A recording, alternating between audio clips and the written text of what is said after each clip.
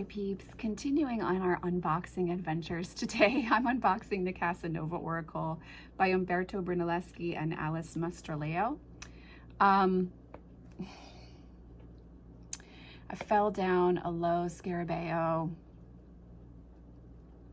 rabbit hole the other night on Amazon, and I ended up purchasing some decks from them. You guys know they're always a toss-up for me if it's going to be a go or not, but I had the Casanova Tarot a long time ago. It was gifted to me by an old friend, and I ended up donating it in one of my moves because I wasn't really working with it. And the other day, do you know when that happens, when you have like the imagery of a deck you no longer have stuck in your mind, and you're like, oh, I wish I could reach out for that deck. Yeah, that's how I was, and I was in that mood, and that's how we got this. I decided to wait on the tarot deck because I wanted to try the artwork of the Casanova Oracle first. Also, I follow Rose Bay Tarot on Instagram. I'm doing very limited social media in my own time. I still post, of course, for the channel and my work, but as far as like scrolling, and Rose Bay Tarot is one of the few accounts that's always at the top of my list because I look at her page every time I open Instagram. And someone had combined the Lacrimosa Tarot with this deck as well. And so I thought, okay, let's get the Oracle deck. I haven't worked with it at all. Let's see how it feels. And if I like this, then I will purchase the Casanova Tarot. So we're gonna see. But this is what the box looks like. It's the typical size of their Oracle decks. So like if you have the Unicorns Oracle, it's that same size. It says a new erotic Oracle deck based on Umberto Brunelleschi's illustrations, produced for the 1950 edition of Giacomo Casanova's autobiography. Now there's probably going to be some nudity in here, and I might get in trouble for that. I just realized that. Oops. The feel of this box is interesting. It's almost like a linen cardstock feel. There's some ASMR for you. It's almost like a linen cardstock feel. I don't hate it. It's kind of nice, and I like the color theme. It's giving Marie Antoinette. Ooh, the inside is black. I wasn't expecting that. I kind of like it. Okay, so now, of course, we always get excited, and then we realize that it's in multiple languages, so we really only have 34 pages. Happy ending is the last card in the deck. There's 32 cards. And it looks like you're getting about a paragraph of information from the guidebook. So nice jumping off point. And there is a 5-card spread, a 3-card spread, and a little how to use the Oracle deck, as well as a brief introduction about Casanova. So I'm going to put this off to the side for the moment.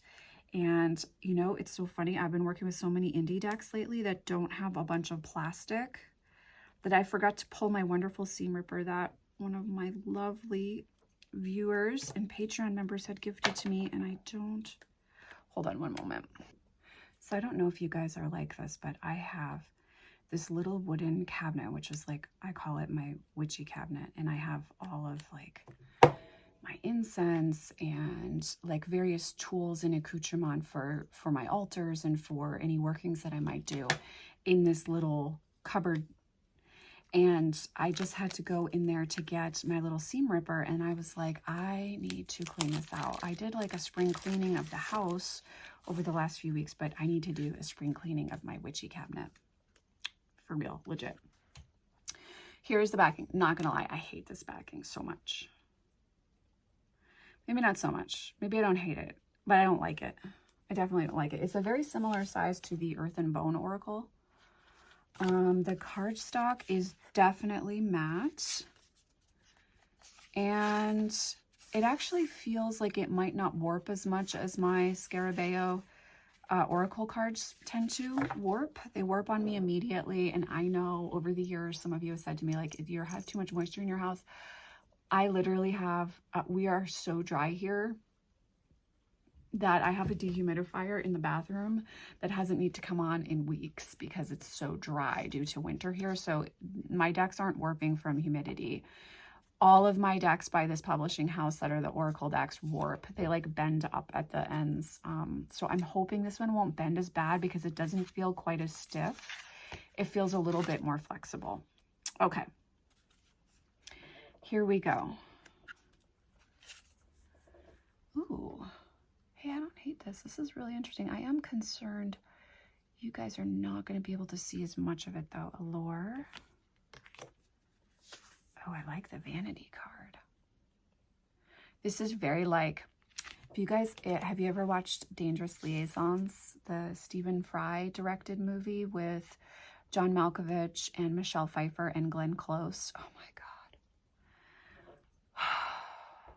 If you want to watch people ruthlessly stick knives in each other's back, dressed in gorgeous period costumery, that's the movie for you. And this is definitely giving me that. Oh, this one's beautiful. Indulgence. Desire. Okay, we do have a little nudity in this one. Full disclosure. Spectacle. Recourse.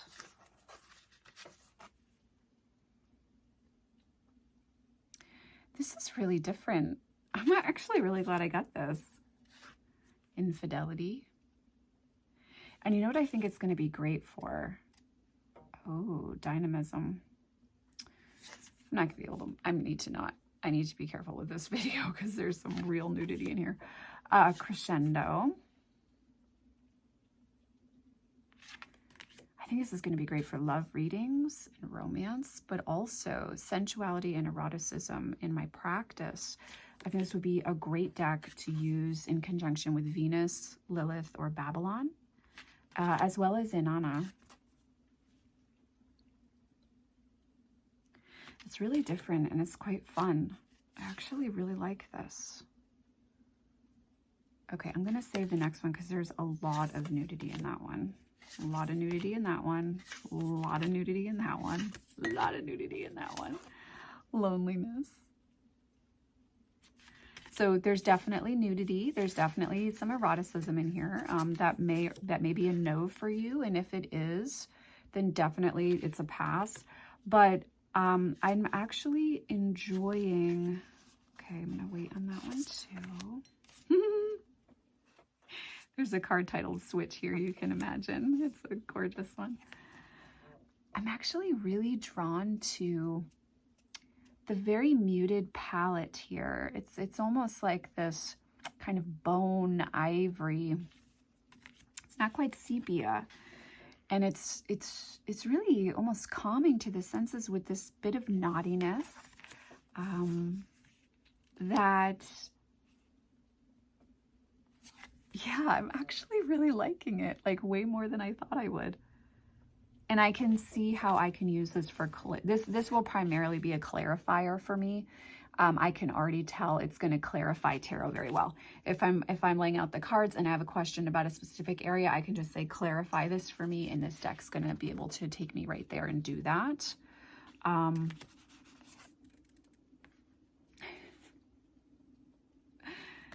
And then there's the final card, Happy Ending. I'm not going to draw a card for us from this deck because I'm nervous we're going to get one of the ones with full nudity. So this is going to be a short and sweet unboxing. My first impressions are it's really fun. It's sassy. It's saucy. It's exactly what you would think a Casanova Oracle deck would be.